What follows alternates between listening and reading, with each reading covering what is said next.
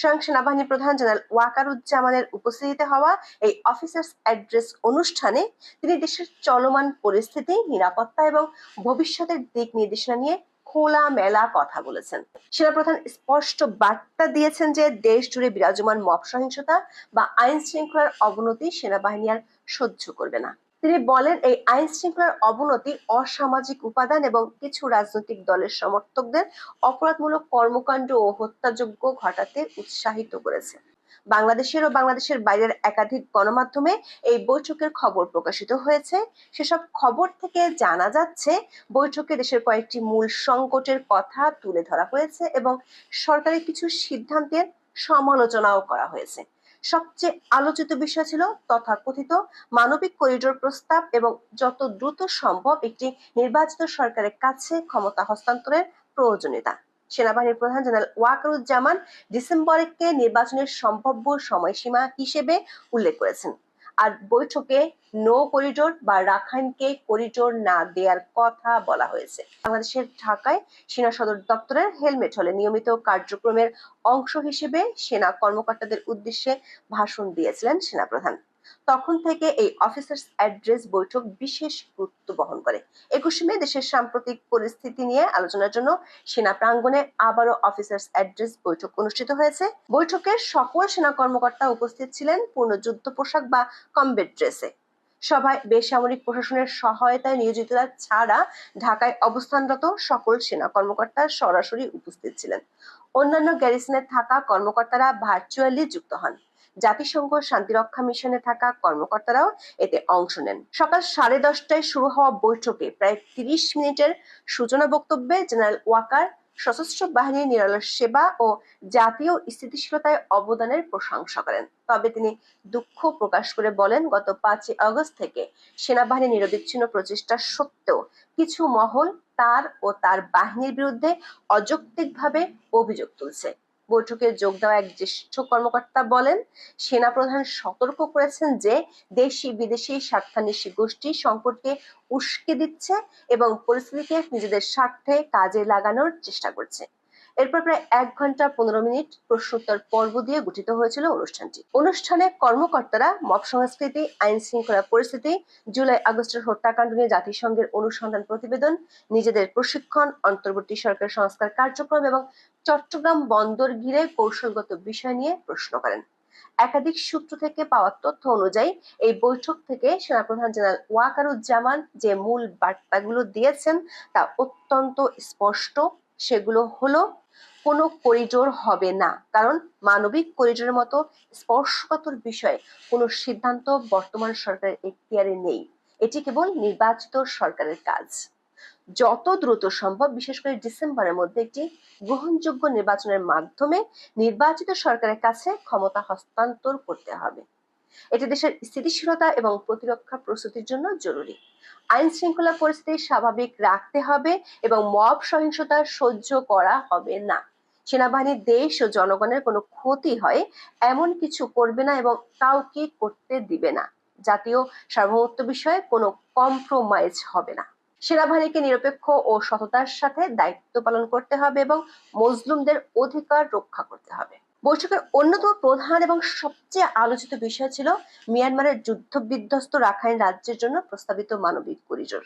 সেনাপ্রধান জেনারেল ওয়াকারুজ্জামান এ বিষয়ে তার অত্যন্ত কড়া এবং অনমনীয় অবস্থান স্পষ্ট করে দিয়েছেন।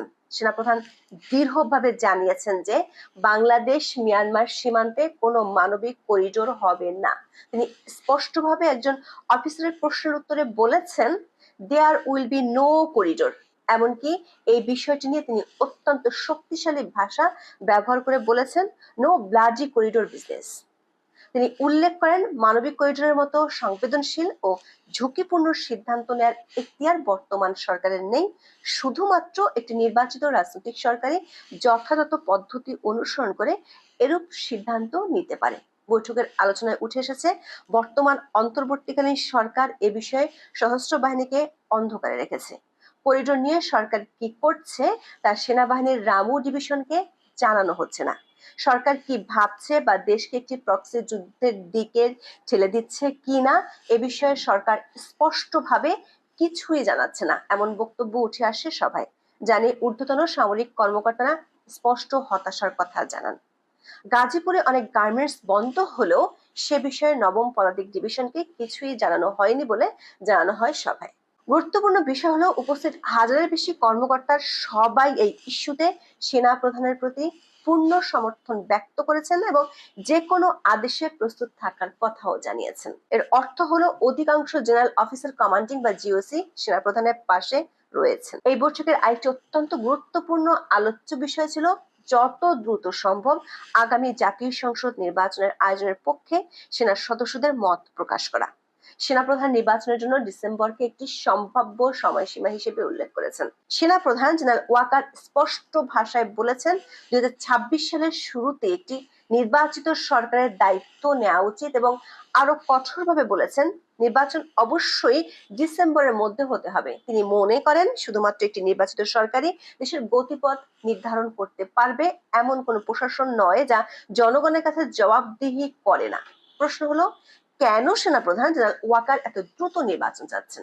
সেনাপ্রধান মনে করেন সার্বিকভাবে দেশে একটি অরাজক পরিস্থিতি বিরাজ করছে। সময়ের সাথে পরিস্থিতির আরো অবনতি হচ্ছে বলেও তিনি উল্লেখ করেন। আইন শৃঙ্খলা বাহিনী, বেসামরিক প্রশাসন সহ সকল সংস্থা ভেঙে পড়েছে এবং পুনর্গঠিত হতে পারছে না। শুধুমাত্র সশস্ত্র বাহিনী এখনো পর্যন্ত টিকে আছে এবং দেশের স্থিতিশীলতা রক্ষায় কাজ করে যাচ্ছে বলে তিনি উল্লেখ করেছেন। জেনারেল ওয়াকার উল্লেখ করেন যে তিনি গত 9 মাস ধরে সেনাপ্রধান হিসেবে অভিভাবকহীন রয়েছেন এবং একটি চাতক পাখির মতো নির্বাচিত রাজনৈতিক সরকারের জন্য তাকিয়ে আছেন। তিনি বিশ্বাস করেন যে একটি নির্বাচিত সরকার সেনাবাহিনীর জন্য অভিভাবক হিসেবে কাজ করবে এবং দেশের পরিস্থিতি স্থিতিশীল হবে। সেনাপ্রধান সতর্ক করেন যে 5ই আগস্ট থেকে দেশের অভ্যন্তরীণ নিরাপত্তার দায়িত্বে সেনাবাহিনীর দীর্ঘায়িত মোতায়েন প্রতিরক্ষা প্রস্তুতিকে মারাত্মকভাবে ক্ষতিগ্রস্ত করছে। আঞ্চলিক ও বৈশ্বিক অনিশ্চয়তার মধ্যে এটি দেশের প্রতিরক্ষাকে ঝুঁকির মুখে ফেলছে। তাই একটি নির্বাচিত সরকার ক্ষমতা গ্রহণের পর যত দ্রুত সম্ভব সেনাবাহিনীকে ব্যারাকে ফিরিয়ে নেওয়ার প্রয়োজনীয়তা রয়েছে। জেনারেল ওয়াকার সেনা কর্মকর্তা ও সদস্যদের শৃঙ্খলা ও আনুগত্য বজায় রাখার পাশাপাশি নিপীড়িতদের অধিকার রক্ষা করার আহ্বান জানান। একজন লেফটেন্যান্ট কর্নেল সভায় বলেন, বাংলাদেশের ইতিহাসের কিছু মীমাংসিত বিষয় আছে, বিশেষ করে 1971 সালের মহান স্বাধীনতা যুদ্ধ ও জাতীয় নেতাদের নানাভাবে অপমান করা হচ্ছে। এক কর্মকর্তা প্রস্তাব করেন বরখাস্ত সেনা সদস্যদের অপরাধগুলো আইএসপিআর এর মাধ্যমে জনসমক্ষে প্রকাশ করা হোক। জবাবে জেনারেল ওয়াকার বলেন, ইসলামী মূল্যবোধে ব্যক্তিগত অপরাধ প্রকাশ করাকে নিরুৎসাহিত করা হয়, তবে তিনি বলেন কোনো অপরাধ সীমা অতিক্রম করলে তা প্রকাশ করা প্রয়োজন হয়ে উঠতে পারে।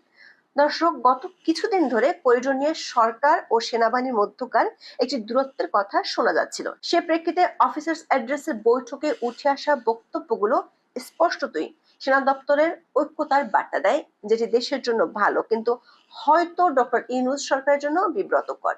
এখন দেখার বিষয় অন্তর্বর্তী সরকার কি করে, বিশেষ করে নির্বাচন নিয়ে সরকারের যে টালবাহানা, সেটাতে সরকার কিভাবে স্টিক থাকবেন, কি ছক কষবেন নতুন করে নির্বাচন পিছানোর জন্য। এখন এ পর্যন্ত। সবাই ভালো থাকুন, সুস্থ থাকুন।